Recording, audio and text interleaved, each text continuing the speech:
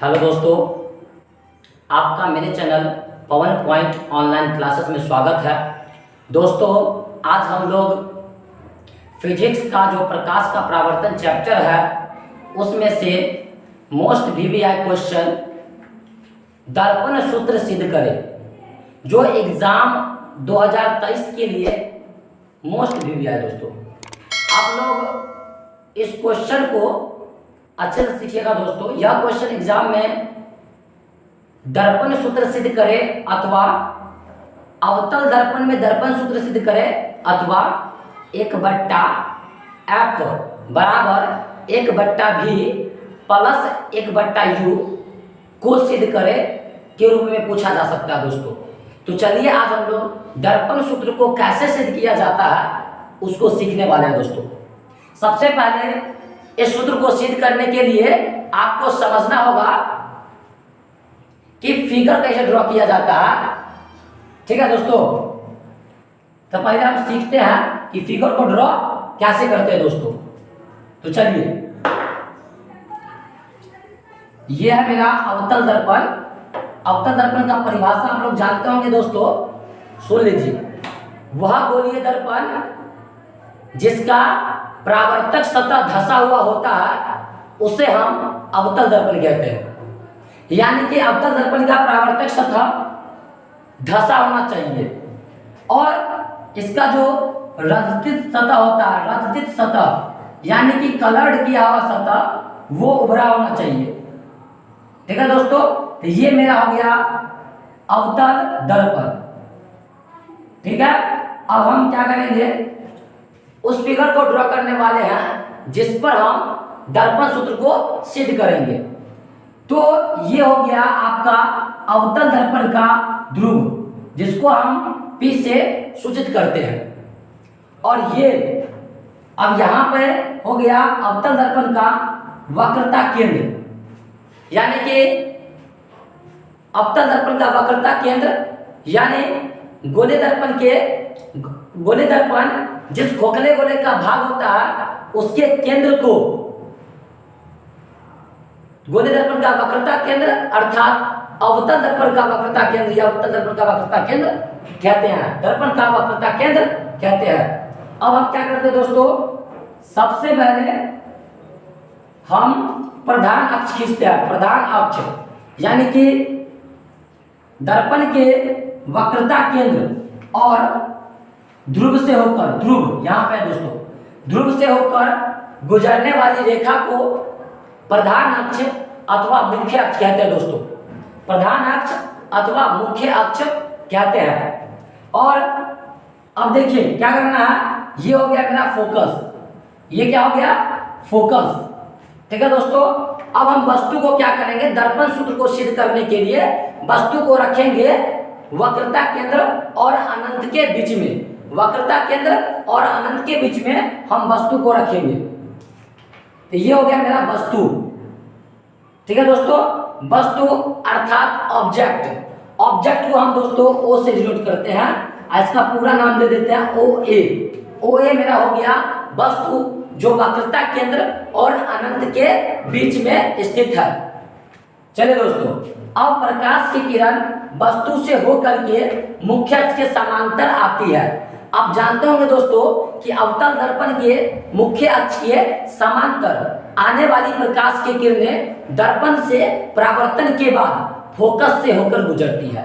समांतर आने वाली प्रकाश की किरण फोकस से होकर गुजरती है।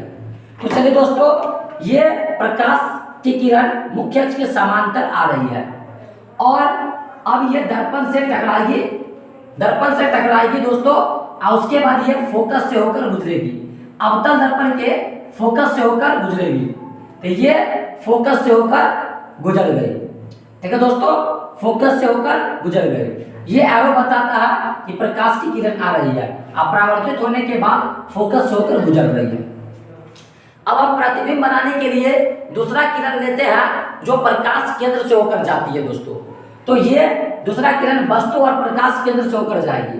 तो ये वस्तु और प्रकाश केंद्र से होकर जा रही है दोस्तों, और ये दर्पण से टकराने के बाद आप जानते होंगे कि वक्रता केंद्र से होकर आने वाली प्रकाश की किरणें दर्पण से परावर्तन के बाद वापस उसी पथ पर लौट जाती है। सीखना है दोस्तों कि दर्पण के वक्रता केंद्र से होकर आने वाली आपतित प्रकाश की किरणें दर्पण से परावर्तन के बाद उसी पथ पर वापस लौट जाती है।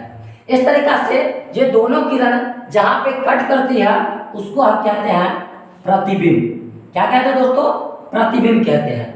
प्रतिबिंब अर्थात इमेज कहते हैं और इसको हम दोस्तों आई से सूचित करते हैं। आई से सूचित करते हैं। पूरा नाम हो गया आई बी। क्या हो गया दोस्तों? आई बी।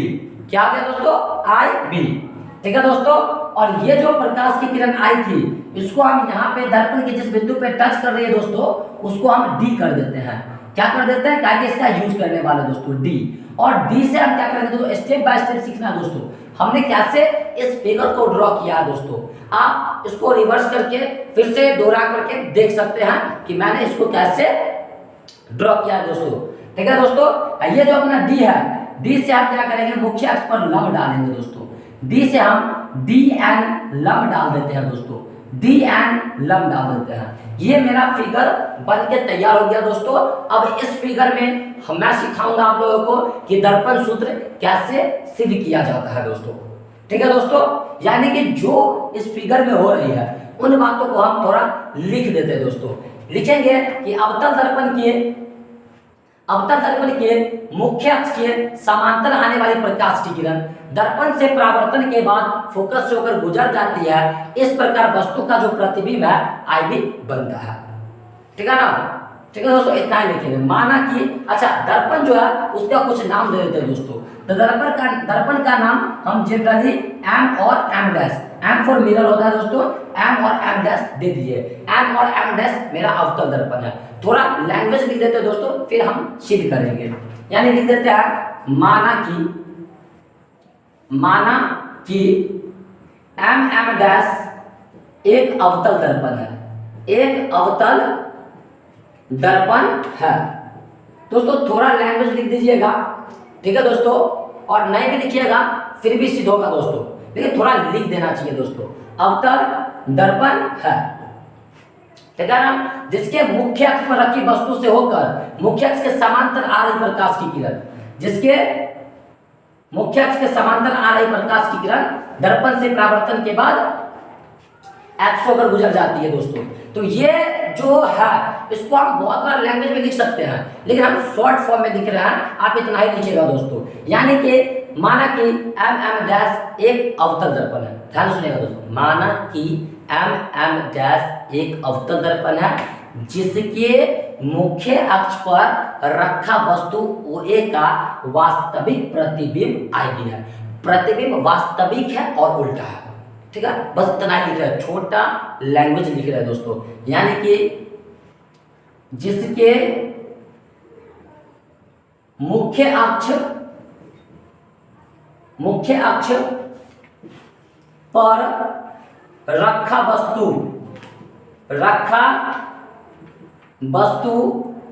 OA का वास्तविक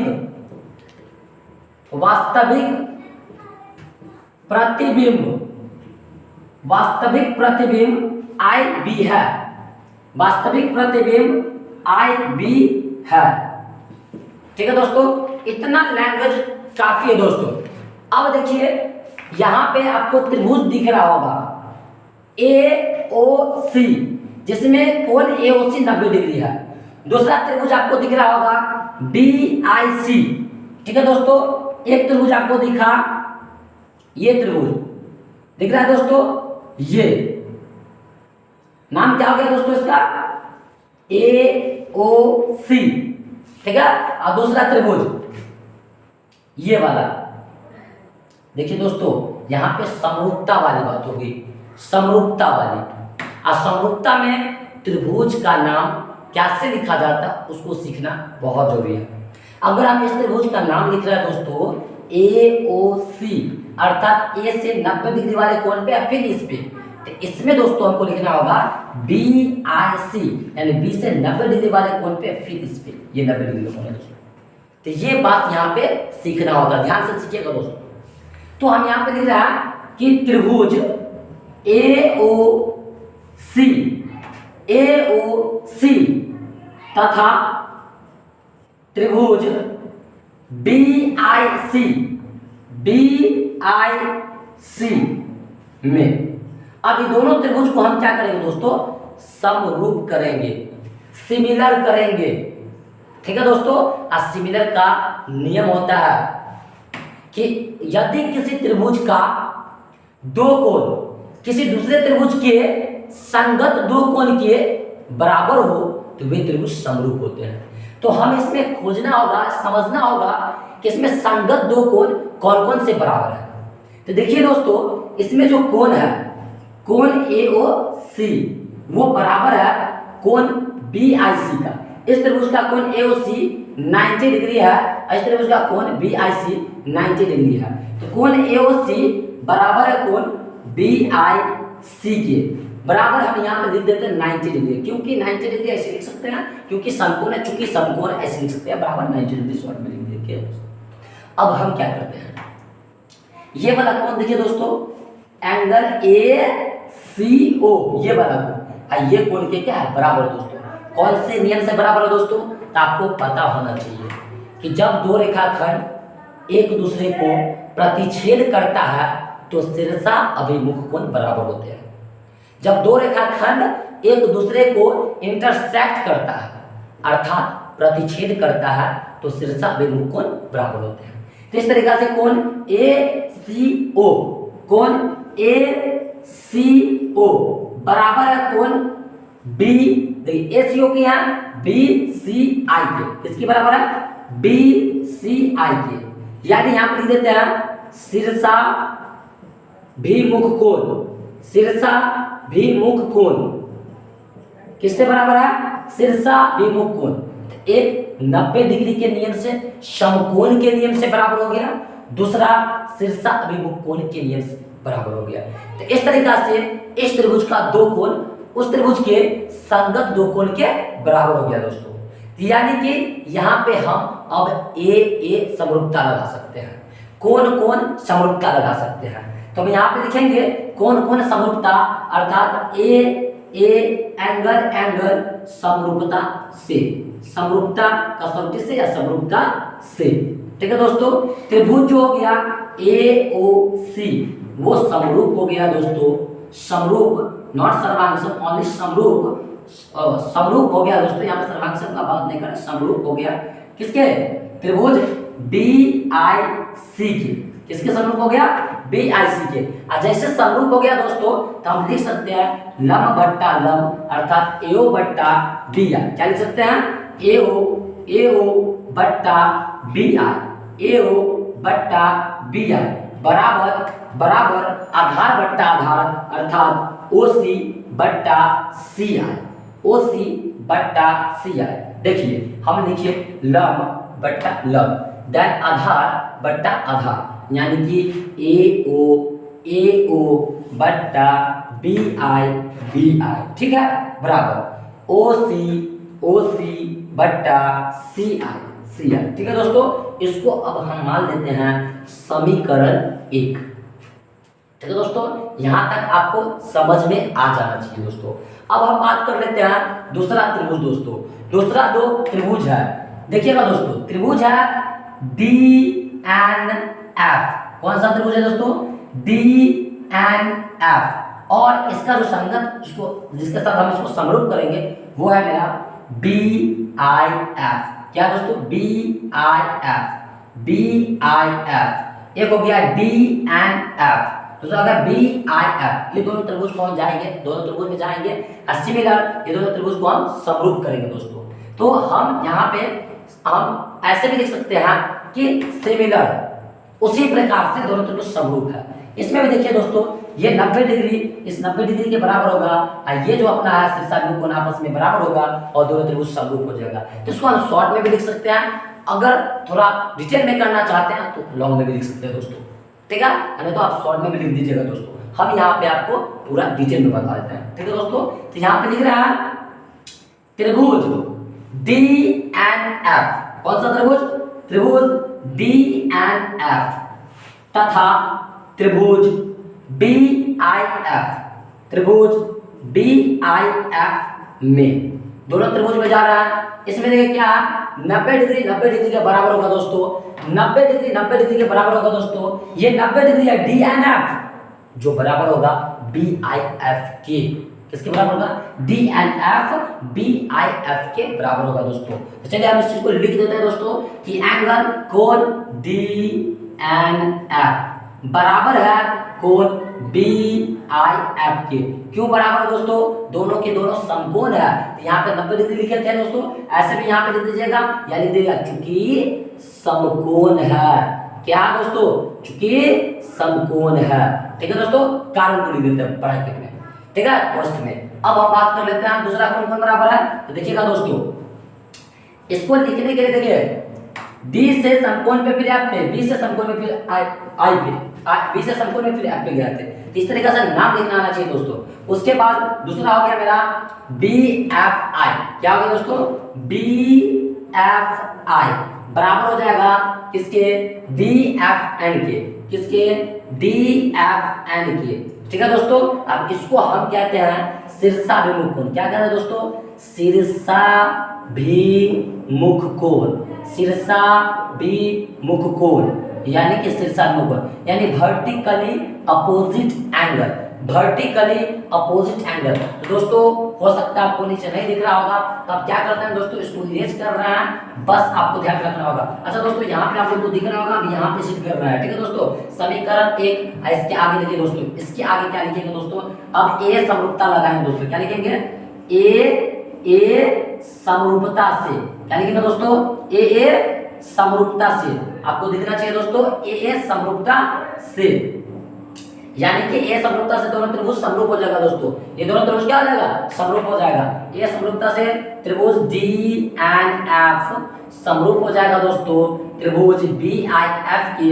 और जैसे समरूप हो गया दोस्तों, जैसे समरूप हो गया दोस्तों, जैसे समरूप हो गया तो हम लिख सकते हैं लंब यानी कि डी एन, लंब यानी कि डी एन बट्टा में इसका लंब यानी कि B I, perpendicular by perpendicular बराबर बेस है एन एफ। क्या दोस्तों? एन एफ बट्टा में क्या दोस्तों? I F. क्या दोस्तों? I F. समीकरण इसको मान लेंगे 2। क्या मान लेंगे? समीकरण 2। अब ध्यान दीजिएगा दोस्तों, यहाँ पे कुछ बातें, अभी समीकरण 2 नहीं मानते, यहाँ पे कुछ बातें और बात करनी है इसमें, देखिए ऐड करनी है। अब देखते हैं क्या चीज। देखिए ये जो डीएल है, ये अपना डीएल दिख रहा है दोस्तों, ये डीएल। उसके बाद ये जो एओ है, दोनों एक ही समांतर रेखा के बीच में है। अब समांतर रेखा का परिभाषा आप जानते होंगे कि वैसी रेखाओं का युग्म या वैसी दो रेखाएं जिसकी बीच की दूरी सर्वदा समान होती है, हमेशा एक समान होती है। फिर से बोलते दोस्तों, वैसी दो रेखाएं या वैसी रेखाएं जिनकी बीच की दूरी हमेशा समान होती है उसे समांतर रेखा कहते हैं दोस्तों। क्या कहते हैं? जैसे में रेल का जो पटरी, जिस पे ट्रेन चलता है दोस्तों, तो दोनों पटरी के बीच का डिस्टेंस क्या होता है? समान होता है। यानी दोनों पटरी क्या होते हैं? एक दूसरे के समांतर होते हैं। अब बीच का डिस्टेंस समान होता है, कहने का मतलब यहाँ पे ओ ए किसके बराबर होगा दोस्तों? डी एन के बराबर होगा। तो एक बात याद रखिएगा, यहाँ पे हम लेने वाले क्या है? ओ ए बराबर है डी एन के, ये वाला लेंगे बात। दूसरा क्या लेंगे दोस्तों? ये जो अपना एन बिंदु है वो पी के काफी निकट है, ऐसा मानना होगा दोस्तों। है क्योंकि दर्पण बहुत छोटे होते हैं, तो ये जो अपना एन है वो पी के संपाती लेना होगा, यानी पी के काफी निकट लेना होगा, अर्थात एफ एन को एफ पी के बराबर करना होगा दोस्तों। ये दो बात भी आया, मोस्ट भी आया इस दर्पण सूत्र को सिद्ध करने के लिए। तो ये बात पे ध्यान दीजिएगा दोस्तों। तो यही बात को हम यहाँ पे लिख देते दोस्तों। यहाँ पे लिख रहा है, यहाँ पे लिख रहा है चूंकि ए डी जो है पैरेलल है, समांतर है ओपी की, ओपी, इसीलिए अपना जो है ए ओ बराबर होगा डी एन के दोस्तों। किसके? डी एन के। ये जो मेरा एडी है, एडी ऊपर वाला प्रकाश का किरण, ये हो गया ओपी प्रधान अक्ष, तो समांतर है, इसलिए ये डिस्टेंस, ये जो मेरा अपना परपेंडिकुलर ये वाला ओ ए ओ वो बराबर होगा डी एन के। अब दूसरा बात लिखेंगे तथा, देखिए दोस्तों तथा ये जो अपना क्या एन बिंदु है, एन बिंदु पी के काफी निकट है, पी के काफी निकट है, पी के काफी निकट है, इसीलिए एफ एन जो होगा वो बराबर हो जाएगा एफ पी के। एफ एन बोलिए, इसको आप एन एफ भी बोल दीजिए, क्या बोल दीजिए एन एफ, कोई बात नहीं दोस्तों। तो एन एफ जो होगा एफ पी के बराबर होगा। तो देखिए दोस्तों इस चीज में कुछ परिवर्तन कर रहे हैं हम लोग। ये अपना डी है ना, डी एन उसको क्या लिख रहे हैं ए ओ, डी एन ओ क्या बदल रहा है ए ओ में बदल रहा है, एन एफ है ना उसको एफ में बदल देंगे। ये बात आपको भी मिला स्टार कर दीजिए यहाँ पे, ये बात आपको ध्यान से प्रैक्टिस कर लेना होगा दोस्तों, ध्यान में रखना होगा दोस्तों। ये जो डी एन है अपना डी एन वो ए ओ के बराबर, यानी इसको यहाँ पे पुट कर देते हैं ए ओ, अब बट्टा में लिख देते हैं बी आई, क्या लिख देते हैं दोस्तों बी आई, अब बराबर कर देते हैं ये एन एफ जो है अपना एन एफ उसको बना देते हैं एफ पी, क्या बना देते हैं दोस्तों एफ पी, अब बट्टा में आई एफ, समीकरण 2 मान लेते दोस्तों, ठीक है ना। अब समीकरण 1 और 2 को आप ध्यान में रखिए दोस्तों। आगे देखिए हम यहाँ पे सॉल्व कर रहे हैं दोस्तों, यहाँ पे, ठीक है दोस्तों, यहाँ पे आपको दिख रहा होगा, ठीक है दोस्तों, यहाँ पे आपको दिख रहा होगा, यहाँ पे एम डैश कर देते हैं दोस्तों, या पर ब्लू से ही कर देते हैं, ठीक है दोस्तों। स्क्रीनशॉट ले लीजिएगा दोस्तों आप लोग, ठीक है, समझ लीजिए। उसके बाद देखिए दोस्तों अब यहाँ पे प्रूव कर रहे हैं, पहले यहाँ पे किए उसके बाद यहाँ अब यहाँ कर रहे हैं। तो ये समीकरण 1 है, ये समीकरण 2 है। तो समीकरण 1 और 2 को ध्यान से देखिए दोस्तों, समीकरण 1 और समीकरण 2 को आप लोग ध्यान से देखिए दोस्तों। ये समीकरण 1 का जो एलएचएस है ना लेफ्ट हैंड से एओ और बी है, एओ बट्टा बी है, और समीकरण 2 में भी देखिए दोस्तों एओ बट्टा बी है। तो दोनों का ये जो अपना एलएचएस है लेफ्ट हैंड साइड है, दायां साइड है, वो बराबर है। इसका बायां साइड में क्या होगा दोस्तों बराबर होगा, बायां साइड में क्या होगा दोस्तों बराबर होगा, यानी एफ पी बट्टा आई एफ किसके बराबर होगा ओ सी बट्टा सी आई। तो हम लिख देते हैं दोस्तों यहाँ पे समीकरण 1 तथा 2 से, समीकरण 1 तथा 2 से, समीकरण 1 तथा 2 से ओ सी बट्टा सी, क्या लिख रहे हैं दोस्तों ओ सी बट्टा सी बराबर होगा एफ पी बट्टा आई एफ, किसके बराबर होगा एफ पी बट्टा आई एफ। इसको ध्यान से देख लीजिए दोस्तों, एलएचएस बराबर था इसलिए एलएचएस बराबर कर दी, इतना में कोई दिक्कत दोस्तों। अब देखिए यहाँ के बाद अगला स्टेप हम क्या लिखने वाले दोस्तों, गौर देखिए, ये जो अपना ओसी डिस्टेंस है, ओसी ये वाला लेंथ, इसको हम ध्रुव अर्थात पी से संबंधित कर देंगे दोस्तों, पी से रिलेटेड, क्योंकि आप पढ़े होंगे प्रकाश के परावर्तन वाले चैप्टर में चिन्ह परिपाटी, क्या पढ़ेंगे दोस्तों चिन्ह परिपाटी, साइन कन्वेंशन। साइन कन्वेंशन में सीखे थे कि दर्पण में या लेंस में भी ऐसा होगा दोस्तों, दर्पण में प्रत्येक दूरी अर्थात वस्तु की दूरी, प्रतिबिंब की दूरी, फोकस दूरी, वक्रता केंद्र की दूरी, यानी प्रत्येक दूरी जो होता है दर्पण के ध्रुव से मापा जाता है, अर्थात पी से मापा जाता है दोस्तों, ठीक है। तो प्रत्येक दूरी मापा जाता है दर्पण के ध्रुव से, इसीलिए हम सारा डिस्टेंस ओसी को, सीआई को, आईएफ को, एफएन तो ऑलरेडी एफ बन चुका है, यानी सारा को हम पी से क्या करेंगे संबंधित करेंगे।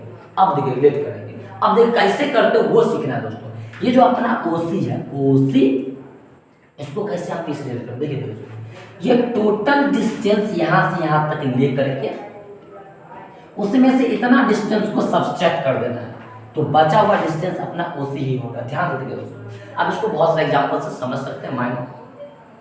देखिए ओ पी पूरा डिस्टेंस ले ले दोस्तों, उसमें से सी पी ये डिस्टेंस को, दूरी को क्या कर दी घटा दी, तो ये अपना ओपी जो है उसमें से सीपी घटा देंगे तो आ जाएगा ओसी, क्या आ जाएगा दोस्तों ओसी। तो ये जो अपना ओसी है उसको हम लिखने वाले हैं ओपी, क्या लिखने वाले हैं ओपी माइनस सीपी, इसको थोड़ा ध्यान से समझने वाला दोस्तों।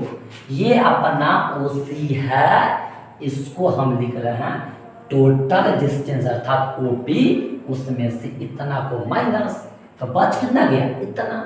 इतना बड़ा डंडा में से अगर इतना को तोड़ दिया जाए, हटा दिया जाए, तो कितना बचेगा। तो वही बात है दोस्तों, बहुत सिंपल है। अब हम बात कर लेते हैं CI का, तो वही बात इसमें भी करने वाले दोस्तों। ये CI जो है ना, हम टोटल डिस्टेंस लेंगे CP, उसमें से IP को क्या कर देंगे घटा, IP को क्या करेंगे माइनस कर देंगे। तो हम लिख रहे हैं इसको CI को लिख रहे हैं, CI को लिख रहे हैं कि CP क्या चीज, CP माइनस IP, क्या लिख रहा है IP, क्या लिख रहा है IP बराबर क्या लिख रहा है, बराबर, बराबर क्या लिख रहा है बराबर। अब बात हो गया FP, क्या हो गया FP का बात कर रहे हैं। तो FP तो ऑलरेडी P से रिलेटेड है, P है इसमें, तो इसको यहीं पे ले लेते हैं। लेकिन IF को थोड़ा सोचिए दोस्तों, अगर आप लोग वीडियो देख रहे होंगे तो थोड़ा माइंड में क्या लिखना होगा, सोच लीजिए दोस्तों क्या लिखना होगा। IF को IP माइनस FP, क्या लिखना होगा दोस्तों IP माइनस FP। तो हम इसको लिख देते हैं IP माइनस FP। कोई दिक्कत है दोस्तों। इतना कर लेने के बाद आपको चिन्ह परिपाटी का प्रयोग करना होगा दोस्तों। क्या चीज का प्रयोग करना होगा, चिन्ह परिपाटी का प्रयोग। तो ठीक है दोस्तों, यहाँ पे आप इसको स्क्रीनशॉट लेकर के लिख सकते हो दोस्तों कॉपी में। ठीक है दोस्तों, अब हम इसको मिटा रहे हैं और आगे बता रहे हैं दोस्तों। ठीक है, मिटा रहे हैं और आगे बता रहे हैं। ठीक है दोस्तों, चलिए हम आगे सीखते हैं। आगे हम सीखते हैं ये जो हम यहाँ से हम क्या करेंगे, यहाँ चिन्ह परिपाटी लागू करेंगे। चिन्ह परिपाटी, चिन्ह परिपाटी, चिन्ह परिपाटी से, साइन कन्वेंशन से। तो साइन कन्वेंशन में क्या जानते हो दोस्तों कि दर्पण के ध्रुव, क्या चीज, दर्पण के ध्रुव से लेकर के वस्तु तक के दूरी को वस्तु दूरी कहते हैं, और इसको हम U से सूचित करते हैं। किससे सूचित करते हैं, U से। ठीक है दोस्तों, स्मॉल u से। ठीक है, तो और U जो होता है हमेशा नेगेटिव होता है, याद रखिएगा। क्या है कि चिन्ह परिपाटी का ही नियम है दोस्तों कि आपतित किरण की विपरीत दिशा में मापी गई। आपतित किरण दिशा ये हो गया, आपतित की विपरीत दिशा हो रहा है ये वाला। इधर से अगर जाएंगे तो हो गया विपरीत दिशा, और अगर ऐसे जाएंगे तो ये होगा आपतित किरण दिशा, क्योंकि इधर से आ रही है, देख लो आ रही है। तो आपतित किरण की विपरीत दिशा में मापी गई दूरी ऋणात्मक होती है। क्या होती है, ऋणात्मक। और वस्तु दूरी जो मापा जाएगा इधर से इधर मापा जाएगा तो वो हो जाएगा ऋणात्मक। वैसे यहाँ पे सारा का सारा ऋणात्मक क्यों होने वाला है, ताकि सारा को हम इस तरीके से मापने वाले हैं। उत्तर दर्पण में हो जाता है धनात्मक। ठीक है दोस्तों, वस्तु दूरी तो हमेशा क्या होता है, ऋणात्मक। इसको सीखेंगे दोस्तों।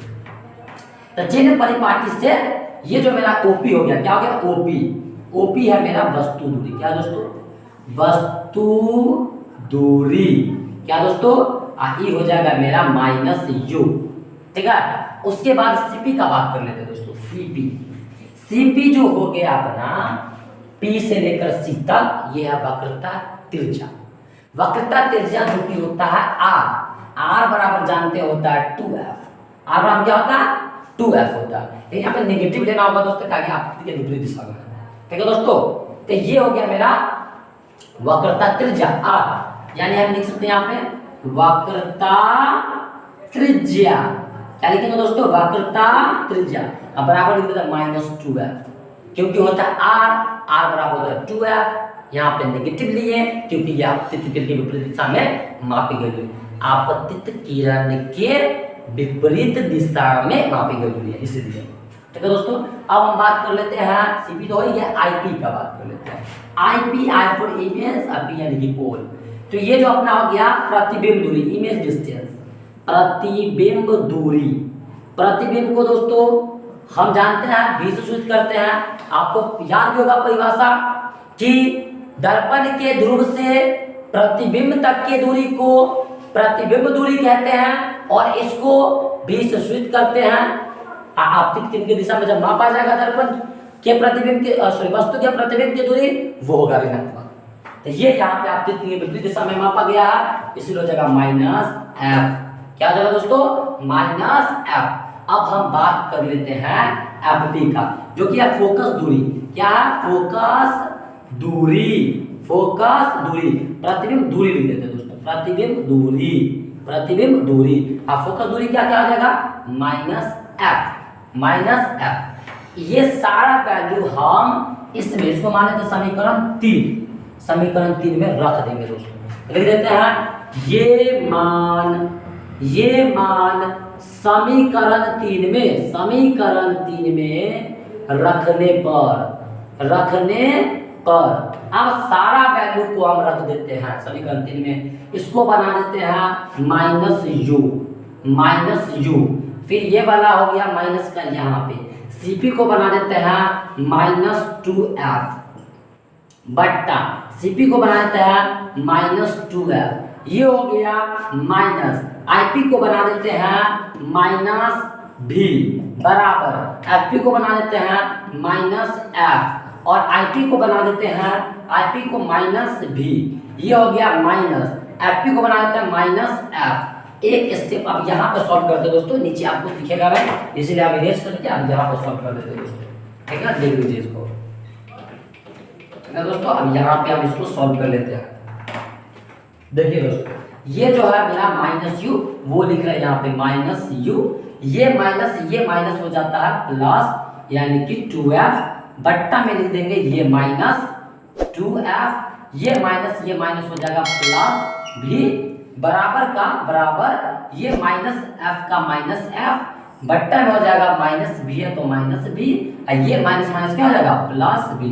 अब यहाँ पे हम क्रॉस मल्टीप्लाई करेंगे, ठीक है दोस्तों, क्रॉस मल्टीप्लाई तो कर लेते हैं, यानी कि क्रॉस मल्टीप्लाई करने के बाद माइनस 2f प्लस बी, अब मल्टीप्लाई में आ जाएगा माइनस में एफ, ठीक है दोस्तों, बराबर। इसको इससे कर लेते दोस्तों, दिखना चाहिए दोस्तों, ये क्या हो गया माइनस यू प्लस 2f, ठीक है। बोल रहे हैं दोस्तों, ध्यान से सुनिएगा, समझिएगा दोस्तों।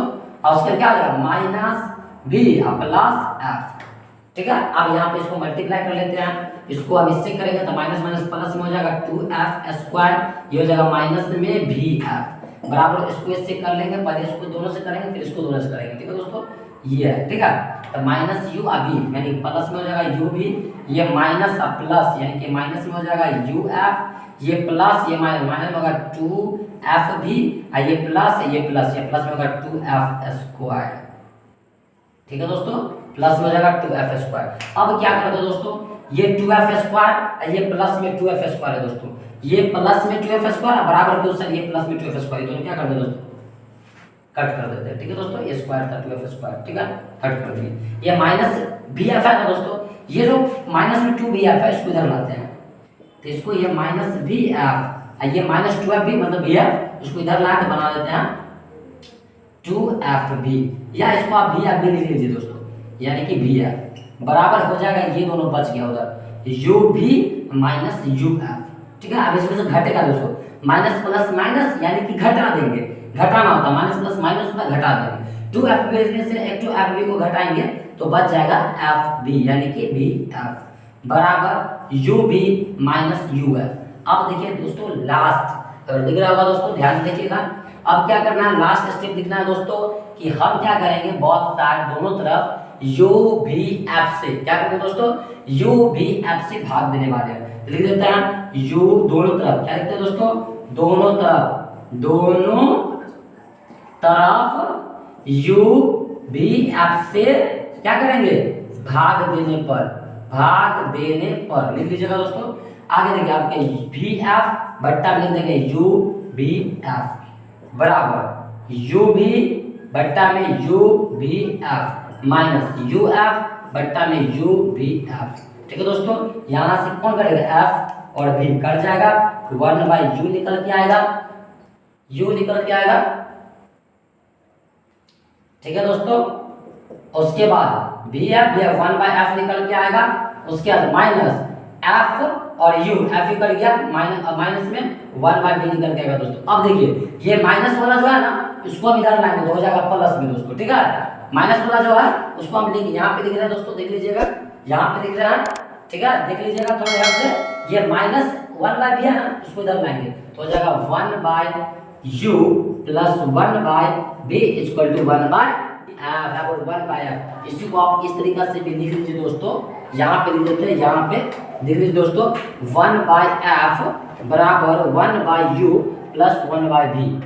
ठीक है दोस्तों, अब इसको दोहरा करके देखिएगा दोस्तों और देख लीजिए दोस्तों। और यदि आपको समझ में आया होगा थोड़ा बहुत दोस्तों तो जरूर कमेंट में करके बताइएगा दोस्तों, ठीक है। और इसको सीखिएगा दोस्तों, और चैनल को अगर सब्सक्राइब नहीं किया अभी तक तो सब्सक्राइब कर लीजिएगा दोस्तों और लाइक कीजिएगा। अगर कुछ दिक्कत होगा दोस्तों तो हमको कमेंट में जरूर बताइएगा, नेक्स्ट टाइम इसको सुधार करेंगे।